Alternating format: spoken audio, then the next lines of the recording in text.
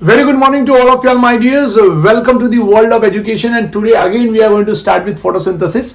ये हमारा photosynthesis के लिए लास्ट लेक्चर होगा my dears.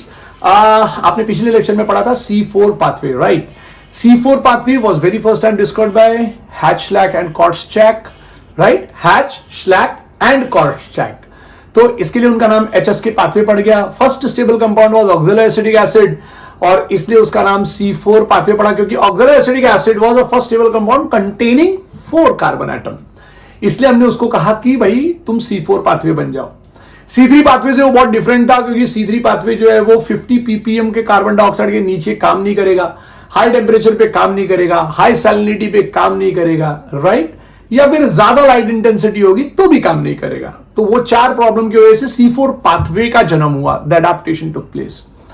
C4 pathway में there was it is more efficient than Calvin cycle, no doubt in that, but C4 pathway required 30 ATP molecule and 12 NADPH2 molecule to perform the process. अब आपके book में 30 ATP molecule and 12 NADPH लिखा हुआ है, please याद रखना.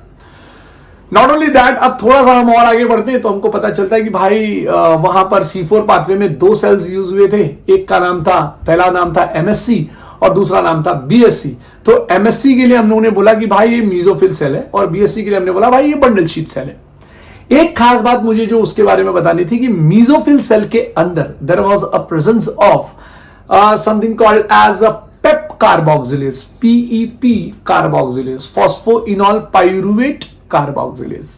सो PEP was present in MSC मतलब mesophyll cells. लेकिन जब आप नीचे की तरफ आते हैं तो you will see something called as bundle sheath cell और बंडल शीट सेल्स के अंदर there is a presence of something called as what, RUBP carboxylase, rubisco जिसका नाम है.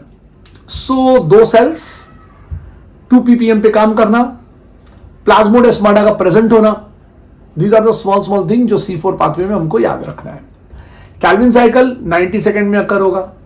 C4 पाथवे को थोड़ा टाइम लगता है because it is a connection of two cells. C4 pathway was using 2 cells, लेकिन गॉड का करिश्मा देखिए. Again there was one more adaptation took place and the adaptation was कि भाई मैं 2 सेल नहीं यूज करेगा. गॉड को बोला उन्होंने भाई हम 2 सेल नहीं यूज करेंगे सर, हम एक सेल में ही पूरा काम कर लेंगे. And that pathway was termed as crassulacean acid metabolism, also termed as CAM pathway, that is CAM pathway. अब CAM pathway occurs in certain family like Crassulaceae. उसके एग्जांपल्स है कलंचोय, ओपनशिया एंड अलो. अलोवेरा आपने नाम सुना होगा, वो अलो, ठीक है. त्याला मराठीमध्ये आपण कोरफड पण म्हणतो, राइट? सो ये जो पाथवे शुरू हुआ, ये पाथवे अपने आप में बड़ा डिफरेंट था, बहुत ही जबरदस्त था. Why it is different, why it was very much beneficial and important and adaptive, वो हम पढ़ने वाले. एक खास बात आपको और बता दूं CAM pathway के लिए. CAM pathway is a type of pathway where the stomata opens in night time. आज तक आपने क्या पढ़ा था मालूम है क्या? Stomata opens in day time. लेकिन अब आप देखने वाले हैं पहली बार अपनी लाइफ में कि Stomata opens in night time, right? अब थोड़ा आते हैं हम लोग इस प्रोसीजर पे.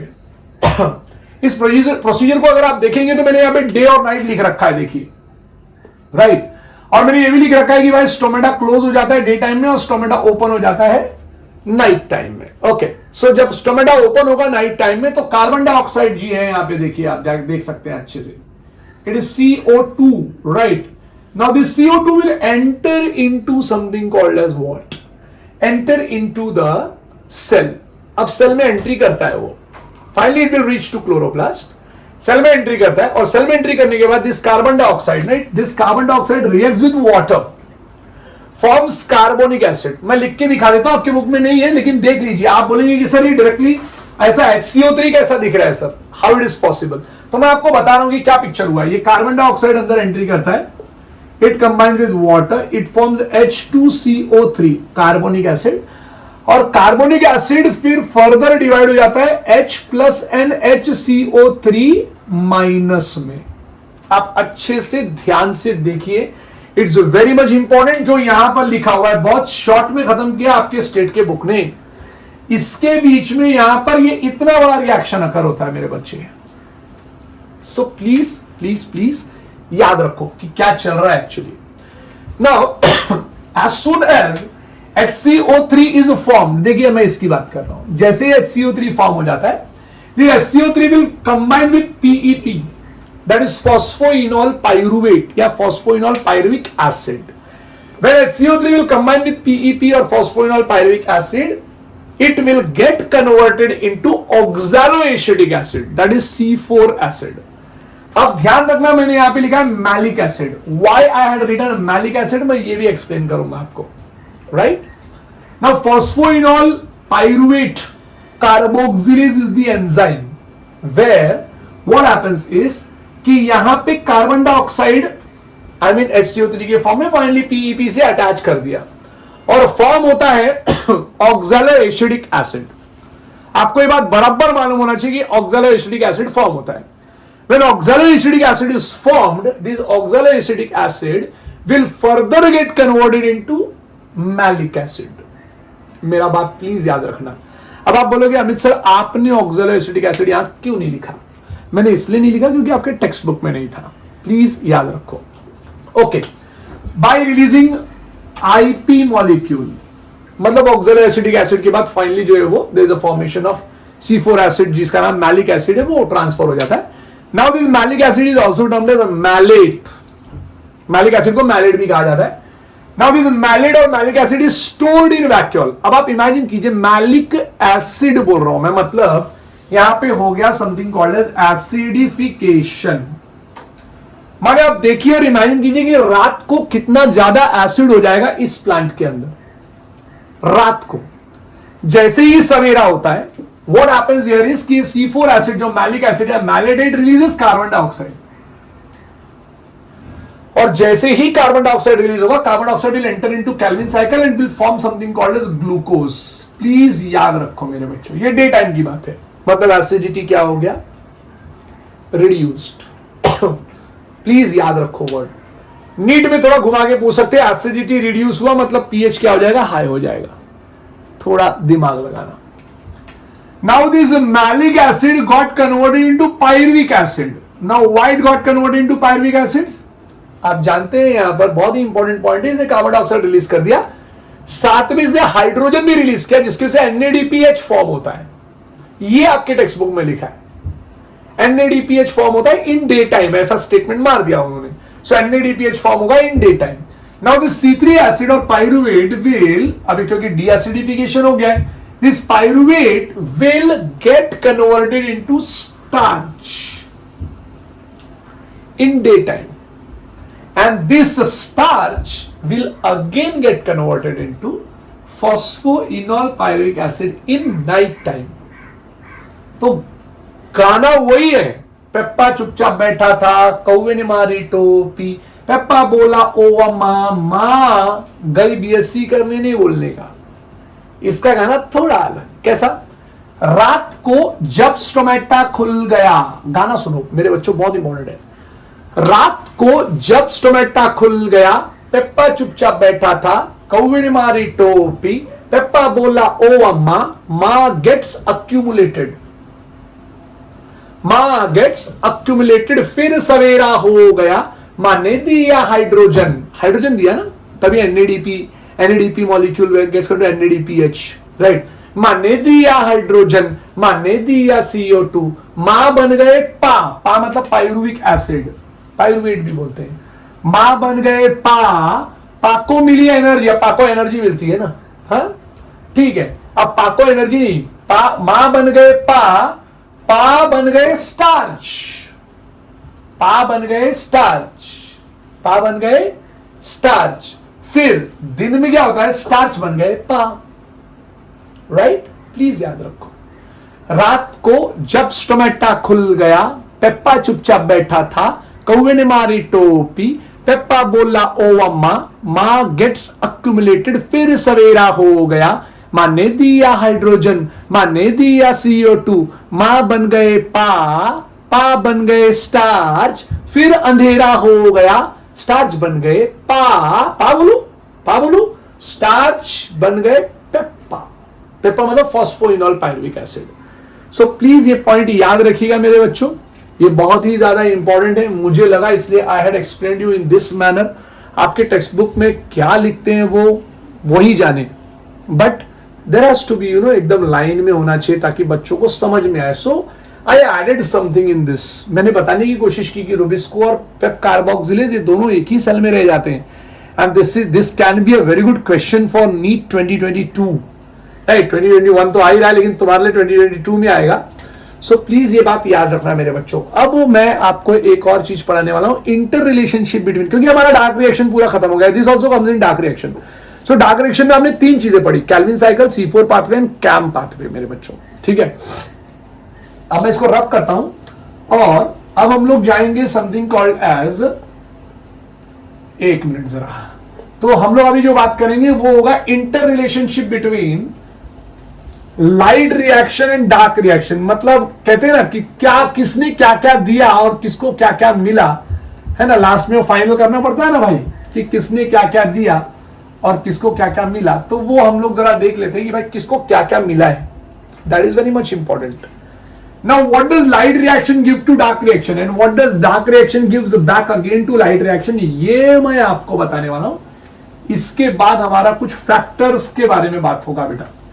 Right, now let us start with something called as light reaction. मैं लिख देता हूं यहां पे, there is something called as light reaction.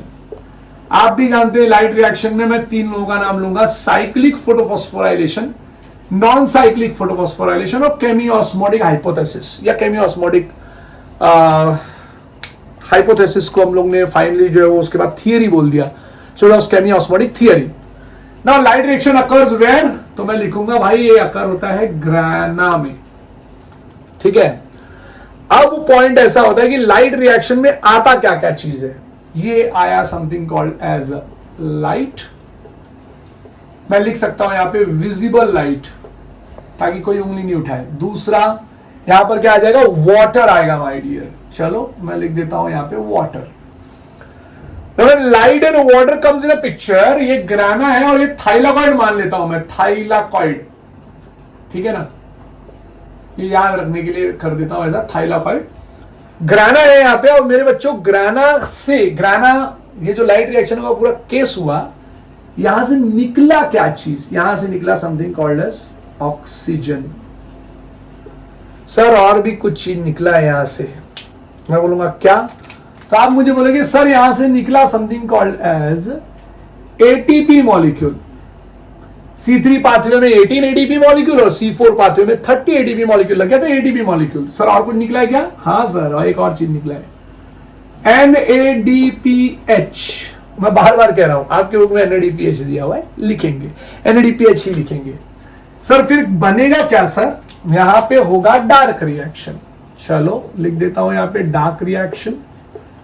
Okay, dark reaction लिख दिया. नाउ डार्क रिएक्शन में गया सर, ये दोनों जन गए सर अंदर, ये दोनों जन अंदर गए, ये दोनों जन अंदर गए. डार्क रिएक्शन बच्चे प्लीज याद रखना.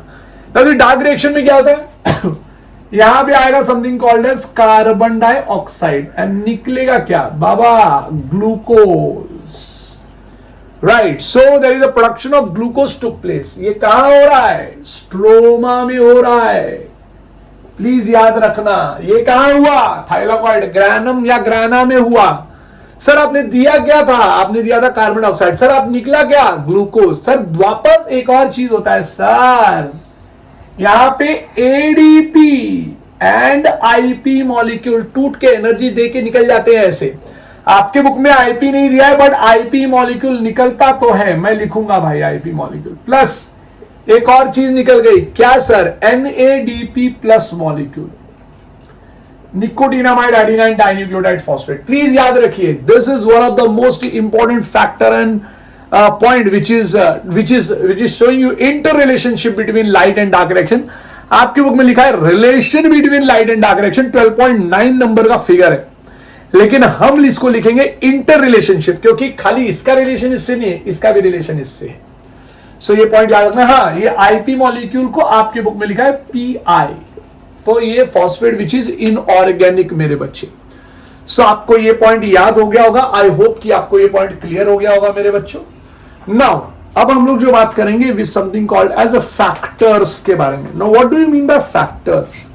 Now there are two types of factors which are affecting photosynthesis. Photosynthesis को अफेक्ट करते हैं दो फैक्टर्स, मैं लाइन बाय लाइन चलूंगा ताकि तुमको ये सब भी याद हो जाए। Now what do you mean by factor? तो पता चला भाई, factor is the one which is either promoting photosynthesis or it is degrading photosynthesis।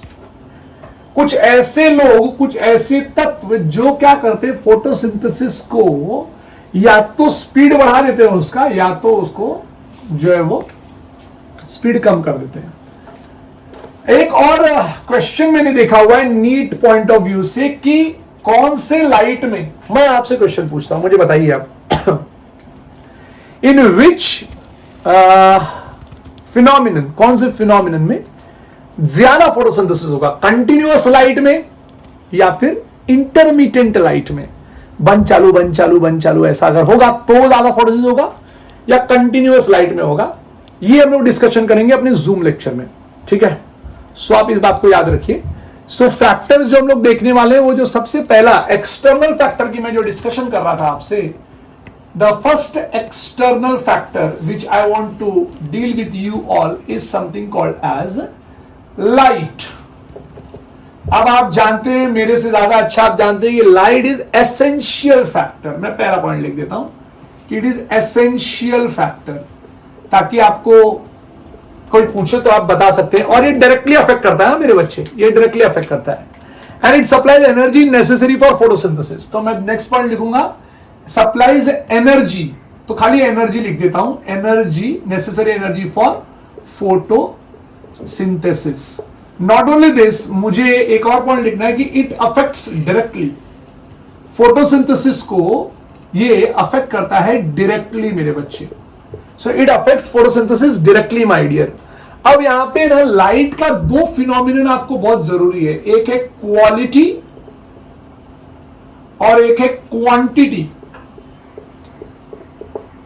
और तीसरा जो मेरी तरफ से आप लेंगे वो है ड्यूरेशन। ड्यूरेशन पे इतना ज्यादा डिस्कशन नहीं है आपके बुक में, बट ठीक है, आपको समझ में आना चाहिए कि क्या बोल रहा हूं मैं यहां पे अभी। Now quality of a light, अगर रेड कलर का लाइट आप दोगे, रेड कलर का लाइट, मैक्सिमम फोटोसिंथेसिस होगा, ये आप भी जानते हैं, maximum photosynthesis, which is further followed by blue colour light. मतलब रेड के बाद अगर किसी का नंबर आता है तो है वो ब्लू कलर का लाइट, राइट। और लीस्ट फोटोसिंथेसिस अगर होगा आपका ग्रीन कलर के लाइट में। मेरे पास इससे ज्यादा कलर के पेन्स नहीं है, तो यहां होगा मिनिमम फोटोसिंथेसिस। ये आपको मैंने एक्शन स्पेक्ट्रम में दिखाया था, मिनिमम फोटोसिंथेसिस, राइट। अब आपके सामने ऑप्शन आता है in which the photosynthesis occurs maximum, और आपके पास ऑप्शन है ए, बी, सी, डी। यहां पे पूछ रहे हो आपको रेड लाइट, यहां पे आपको पूछ रहे हैं ब्लू लाइट, यहां पे आपको पूछ रहे हैं रेड एंड ब्लू लाइट, और यहां पे आपको बोल रहे हैं सनलाइट। चलो, what will be the answer? The answer will be something called as sunlight, क्योंकि इसके अंदर सारे वेवलेंथ है। हाँ, लेकिन अगर यहां पे सनलाइट नहीं होता, यहां सनलाइट नहीं होता, यहां होता ग्रीन लाइट, तो आपका आंसर हो जाता रेड लाइट, राइट। अब इमेजिन कीजिए कि आपको यहां पे रेड कलर का भी लाइट नहीं है, आपको यहां पे दे रहे ऑरेंज लाइट, तो आपका आंसर हो जाता रेड एंड ब्लू लाइट। अब इमेजिन कीजिए कि आपको रेड और ब्लू भी नहीं दे रहे, वो आपको यहां पे लिख रहे हो वॉयलेट लाइट, तो अब आपका आंसर हो जाएगा ब्लू लाइट। देखिए, see what you know is not important for NEET, what NEET asks and the way of questions are very much important. So please आप इस बात को याद रखिएगा, ठीक है मेरे बच्चों। क्या थोड़ा मेरा आदत है ऐसा नीट का भी बात कर लेने का बीच बीच में, ताकि क्या तुमको फायदा हो जाए। सो पहला बात आपको पता चल गया होगा कि maximum photosynthesis occurs where, maximum photosynthesis occurs in something called as sunlight बोलूंगा, सनलाइट ऑप्शन में नहीं है तो रेड लाइट बोलूंगा, रेड लाइट ऑप्शन में नहीं है तो ब्लू लाइट बोलूंगा, राइट। तो रेड रेज और ब्लू रेज आपके बुक में पेज नंबर 147 पे ऐसा दे दिया, आप याद रखना। हाँ, फॉरेस्ट कैनोपी हुआ अगर, तो the rate of photosynthesis decreases. किसमें? ये रहा आपका बड़ा बड़ा पेड़, इसके नीचे छोटा पेड़ है, तो इसका फोटोसिंथेसिस हो जाएगा कम, इसका फोटोसिंथेसिस हो जाएगा ज्यादा। ये भी आपके बुक में था, इसलिए मैंने जो है क्या कर दिया, मैंने जो है वो आपको बता दिया कि इफ व्हाट हैपेंस, मेरे बच्चे प्लीज ध्यान देना, कि due to the canopy the rate of photosynthesis will decrease of that plant which are under them. तो ये पॉइंट आप याद रखना। हाँ, दूसरा एक और पॉइंट याद आता है कि ब्राइट डिफ्यूज्ड अगर सनलाइट आया तो photosynthesis is maximum in most of the plant. ये जो मैंने वर्ड बोला याद रखना। फोटोसिंथेसिस इज डिक्रीज्ड, मैं लिखना चाहूंगा यहां पे, बहुत इंपॉर्टेंट है। Photosynthesis decreases under strong light. अब ये स्ट्रॉन्ग लाइट का मतलब क्या होता है? स्ट्रॉन्ग लाइट का मतलब होता है ज्यादा इंटेंसिटी वाला light, and again slows down when the light intensity is very low. तो फोटोसिंथेसिस डिक्रीज हो जाएगा कब? स्ट्रॉन्ग लाइट में। और अगर लाइट इंटेंसिटी बहुत लो रहेगा तो भी ये क्या हो जाएगा? स्लो हो जाएगा। प्लीज मेरी छोटी छोटी बात को याद रखना। It is also been found that uninterrupted and continuous photosynthesis for long period, right, याद रखो, it gives a visible damage to the plant. लगातार आप लाइट दे रहे हो मेरे बच्चों, लगातार लाइट दे रहे हो, प्लांट विल गेट डैमेज्ड। पक्की बात है, आप कुछ नहीं कर पाओगे, plant will get damaged. So ये पॉइंट्स मेरे प्लीज आप याद रखना, it's very important my dear. Okay, अब जो हम लोग नेक्स्ट बात करेंगे वो होगा something called as carbon dioxide. ठीक है, नाउ कार्बन डाइऑक्साइड, अच्छा सबसे पहला जैसे ही कार्बन डाइऑक्साइड का नाम आता है, सबसे पहला बात यह आता है कि भाई ये कितना परसेंट प्रेजेंट है, that is very much important, है कि नहीं? तो ये देखना है कि कितना परसेंट प्रेजेंट है। तो भाई पता चला कि कार्बन डाइऑक्साइड एटमॉस्फेयर में 0.3% in the form of gas है। ये तो महा इंपॉर्टेंट पॉइंट है, 0.3% in the form of a gas. मैं लिख देता हूं यहां पे, कार्बन डाइऑक्साइड के बारे में बात कर रहे हैं। Okay, it also affects photosynthesis directly. Please याद रखो, महा इंपॉर्टेंट पॉइंट वापस आ गया। It affects the photosynthesis directly मेरे बच्चे, right. Under normal condition of a temperature and light, carbon dioxide acts as a limiting factor of photosynthesis. अब आप बोलोगे सर ये क्या बात कर दी आपने कि it acts as a limiting factor of photosynthesis. ये अभी कुछ देर में आने वाला है, जिसको हम लोग बोलते हैं law of limiting factor in the presence of what? Light and temperature. अगर लाइट और टेम्परेचर अगर है तो it acts as limiting factor. मैं अभी कुछ देर में बात करूंगा लिमिटिंग फैक्टर के बारे में, बिकॉज इट्स वेरी इंपॉर्टेंट। अभी limiting law of limiting factor was very first time discovered by doctor Blackman, जिन्होंने डार्क रिएक्शन का डिस्कवरी किया था, उन्होंने लॉ ऑफ लिमिटिंग फैक्टर का भी डिस्कवरी किया था। The increase in CO2 to about 1% is generally advantageous to most of the plant. अगर 1% से कार्बन डाइऑक्साइड एरिया में बढ़ जाए, 1% से, अरे प्लांट को मजे आ जाते हैं एकदम से।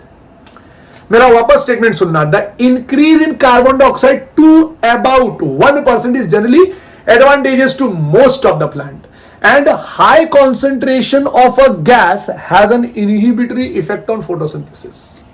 अगर बहुत जरूरत से ज्यादा कंसंट्रेशन रहेगा तो फोटोसिंथेसिस होने वाला नहीं है मेरे बच्चों। प्लीज आप याद रखना, याद रखना। आपकी बुक में ग्राफ दिया हुआ है, effect of carbon dioxide concentration. ये ऐसे करके ऐसे, और फिर आपने इस ग्राफ को क्या किया मालूम है? ये ऐसे उठाया और ये ऐसे कर दिया। करेंगे क्यों नहीं? कार्बन डाइऑक्साइड सिंपल सा लॉजिक है, यहाँ पे CO2 कॉन्सेंट्रेशन है,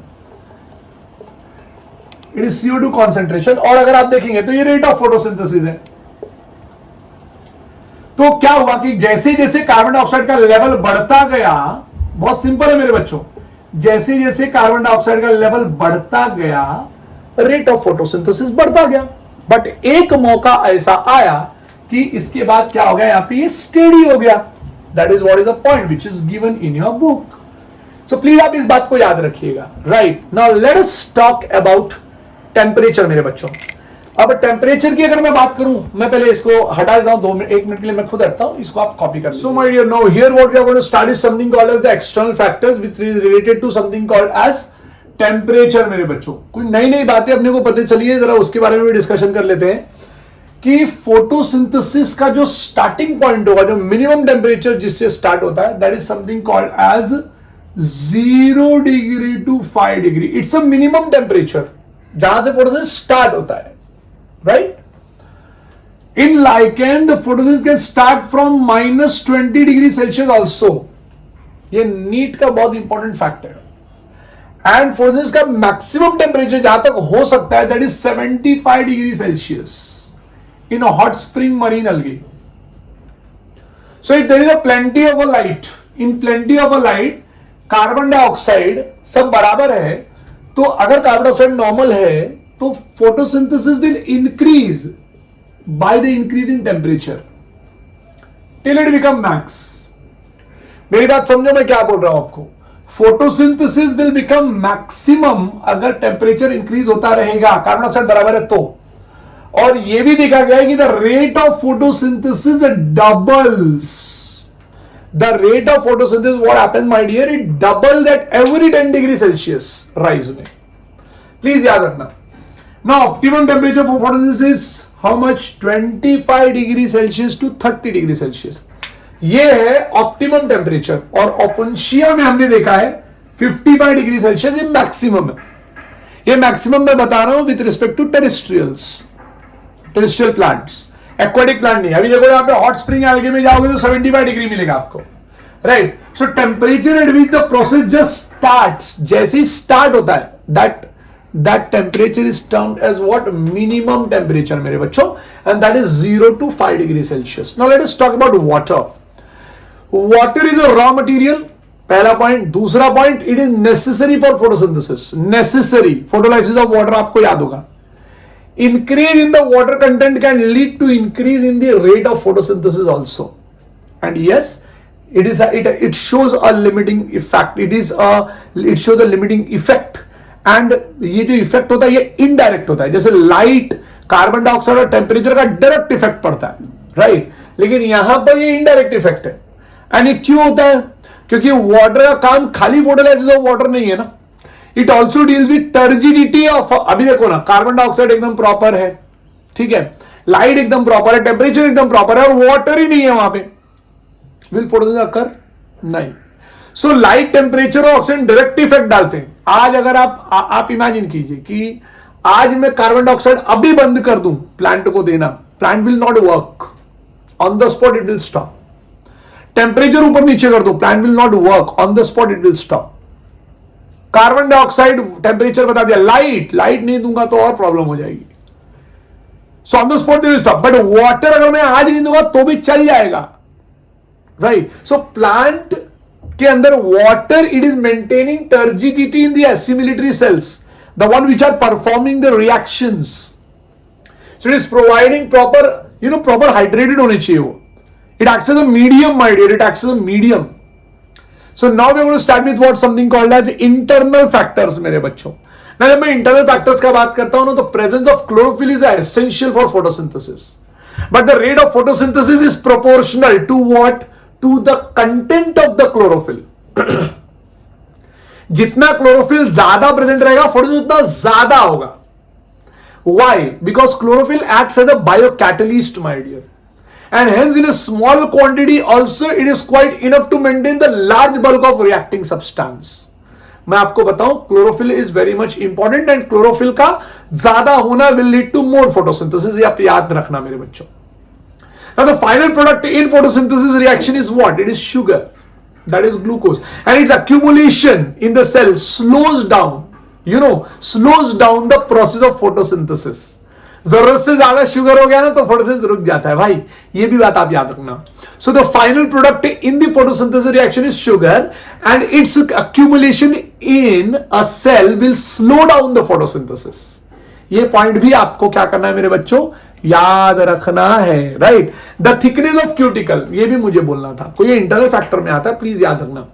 the thickness of a cuticle and the epidermis of the leaf, the size, the distribution of intercellular spaces, and the distribution of stomata, and the development of chlorenchyma, my dear.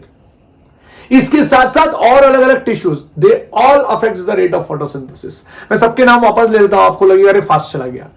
Cuticle पहला point, thickness of cuticle, presence of epidermis, thickness of epidermis, thickness of cuticle, thickness of epidermis, right, thickness of something called as leaf, जैसे aloe vera हो गया, तो वो तो नहीं रखूंगा मैं, दो बातें आपके सामने रखूंगा, thickness of cuticle and thickness of epidermis, size and distribution of intercellular spaces leaf के अंदर, दूसरा something called as intercellular space के बाद presence of distribution of stomata, कितना ज्यादा स्टोमेटा कितना कम स्टोमेटा, इसके लिए development of chlorenchyma cells and tissues that affects the photosynthesis.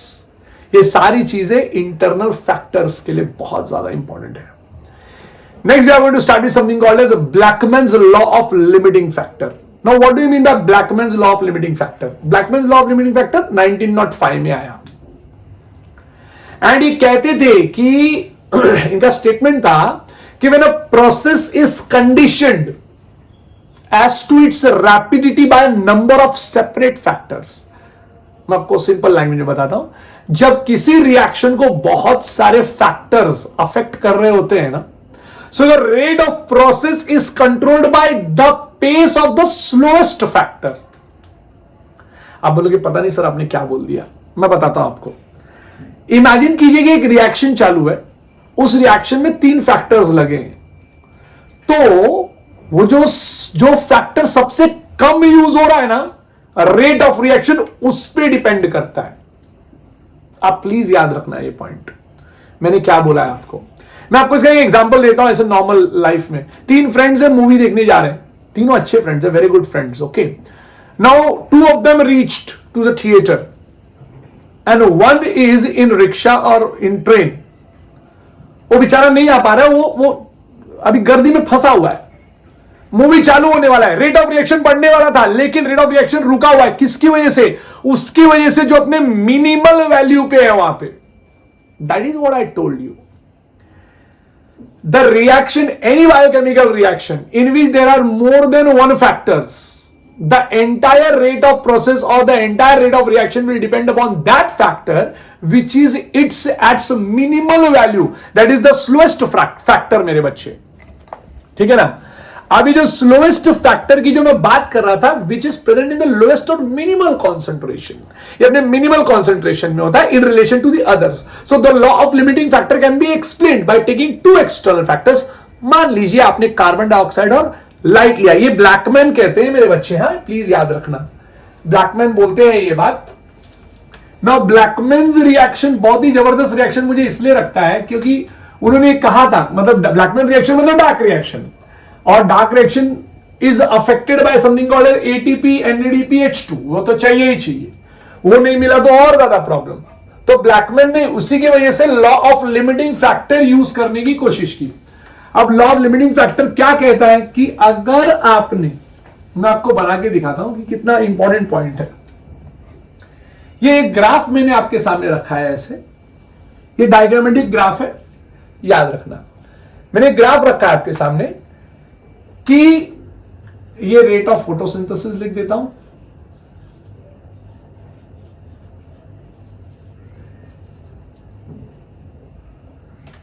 This is rate of photosynthesis, okay. अब रेट ऑफ फोटोसिंथेसिस में यहां पर आपका क्या क्या चीज बराबर है, आपका लाइट और कार्बन डाइऑक्साइड बराबर है। तो मान लेता हूं मैंने यहां पे लाइट नाम का फैक्टर रखा, लाइट नाम के फैक्टर की वजह से रेट ऑफ फोटोसिंथेसिस इंक्रीज हुआ, बट ये स्टेडी हो जाएगा, आपको तो पता ही है, राइट। अब अगर आपको रेट ऑफ फोटोसिंथेसिस इंक्रीज करना है, आई मीन इट इज, अभी मान लेते हैं कि the given amount of light is able to utilize 10 milligram of carbon dioxide per hour only, मान लेते हैं इसे। तो अगर आपने कार्बन डाइऑक्साइड यहां पे, ये देखिए मैं आपको क्या बोल रहा हूं, जरा ध्यान से सुनिएगा कि अभी तक लाइट और कार्बन डाइऑक्साइड नॉर्मल थे, तो रेट ऑफ फोटोसिंथेसिस अच्छा जा रहा था, लेकिन एक मौके के बाद क्या हो गया, यहां पे लाइट को इंक्रीज करते करते इंक्रीज किया आपने, तो ये रुक गया यहां पे ऐसे और स्टेडी हो गया। बड़ा भाई नहीं, अगर इसके ज्यादा करेगा तो नीचे चले जाऊंगा, क्योंकि जरूरत से ज्यादा light intensity can lead to devastating effect on photosynthesis. Photosynthesis नहीं होगा, जरूरत से ज्यादा लाइट पड़ गया तो। कंटिन्यूअस लाइट अगर आपने दिया तो भी फोटोसिंथेसिस कम हो जाता है as compare to the intermediate amount of light. तो कार्बन डाइऑक्साइड जैसे ही आप इंक्रीज करेंगे, the rate of photosynthesis will increase again, but वापस ये रुक जाएगा ऐसे। बहुत ही ज्यादा इंपॉर्टेंट पॉइंट है मेरे बच्चों, प्लीज देखो कि वापस स्टडी हो गया ये। अब ऐसे मौके पे आपको मैं एक बात और बताता हूं। अब यहां पर आप क्या कीजिए, आप यहां पे टेम्परेचर को इंक्रीज कर दीजिए। अब जब आप टेम्परेचर को इंक्रीज करेंगे तो again the rate of photosynthesis will increase और उसके बाद स्टेडी हो जाएगा। ये ऐसे ऐसे इस तरीके से। सो मेरे कहने का मतलब क्या हो गया यहां पे कि आप देख सकते हैं कि टेम्परेचर इंक्रीज हुआ। This is temperature, this is CO2 and this is something called as light. अब इसके बाद फोटोसिंथेसिस इंक्रीज नहीं होगा माय डियर, इसके बाद photosynthesis will not increase my dear. ये बात आप मेरा ध्यान से सुन ही लेना, बहुत ज्यादा इंपॉर्टेंट है ये पॉइंट कि इसके बाद there will be no increase in photosynthesis my dear, that is for sure. So आपने क्या सीखा यहां पे, आपने ये सीखा law of limiting factor states that if any biochemical reaction, please याद रखो, law of limiting factor states that if any biochemical reaction, if it is affected by more than one factor, the rate of the reaction will depend upon the slowest factor or the factor which is its minimal value. Please याद रखना मेरे बच्चे, it is its minimal value। तो ये point आप याद रखना। And एक बात मैं आपको बता दूं, लॉ ऑफ लिमिटिंग फैक्टर एक बार में एक से ही काम करेगा, यानी या तो लाइट उसको इफेक्ट दे रहा होगा, या तो कार्बन डाइऑक्साइड उसको इफेक्ट दे रहा होगा, या तो टेम्परेचर, तीनों एक साथ वो फैक्टर इफेक्ट नहीं कर सकते। So law of limiting factor ये स्टेट करता है। ऐसा ग्राफ आपकी बुक में नहीं है, मैं आपको ये भी बता देता हूं। दूसरी बात आ जाती है सिग्निफिकेंस की। पहला पॉइंट जैसे मैं आपको बताऊं कि सिग्निफिकेंस में सबसे पहला पॉइंट आएगा, photosynthesis is anabolic process in which inorganic substance like carbon dioxide and water combines to form something called as complex organic compound known as glucose। ये पहला पॉइंट है। Here they act, मैं plant की बात कर रहा हूं, plant can be used as a food directly और indirectly by all the animals in the world. मैं आपको बता दूं, जो वेजिटेरियन है वो जो है वो साग पत्ता खाएगा, दाल चावल रोटी भाजी खाएगा, और जो नॉन वेजिटेरियन है वो उसको खाएगा, चिकन खा लेगा, और चिकन खाती है क्या, समथिंग कॉल्ड एज प्लांट। तो आपके बॉडी के अंदर अगर आप नॉन वेजिटेरियन या फिर कोई कार्निवोरस एनिमल है तो वो भी फोटोसिंथेसिस का यूज कर रहा है, वो फोटोसिंथेसिस के प्रोडक्ट्स को खा रहा है। ये बात आप याद रखना। दूसरा important point, it is the only process where solar energy is converted into something called as chemical energy. Naturally मेरे बच्चों, naturally solar energy is converted into something called as chemical energy. मैं वापस कह रहा हूं, नेचुरली, ठीक है ना, मेरे पॉइंट को याद रखना। दूसरा important point, they release something called as oxygen which is necessary not only for aerobic respiration in living organism but also with respect to the ozone layer my dear. They form protective covering around the earth, so it is very much important. This process is also helping in providing fossil fuels. पुराने जमाने के पेड़ जो volcano से दब गए, 10 lakhs, 20 lakhs, 40 lakhs, 1 crore year साल पहले जो दब गए, वो सारे के सारे फॉसिल फ्यूल, कोल, पेट्रोलियम और नेचुरल गैस बन के जो है वो आज हम उनको यूज करते हैं माय डियर। सो मैं आपको बता दूं, पहला पॉइंट था something called as conversion of inorganic substance into organic compounds. Second point, production of glucose. Third important point, solar energy is converted into chemical energy. Fourth important point is protection of earth by the formation of ozone layer. Oxygen तो provide पूरे animals को हम कर ही रहे हैं, animals और बाकी के प्लांट्स भी रेस्पिरेशन में यूज कर लेते हैं ऑक्सीजन। फॉसिल फ्यूल, आपको याद होगा, फॉसिल फ्यूल, कोल, पेट्रोलियम और नेचुरल गैस, ये सारी चीजें हम क्या करते हैं, यूज करते हैं माय डियर। इसी के साथ आपका ये चैप्टर खत्म होता है मेरे बच्चों। Thank you to all of you my dear, have a good day.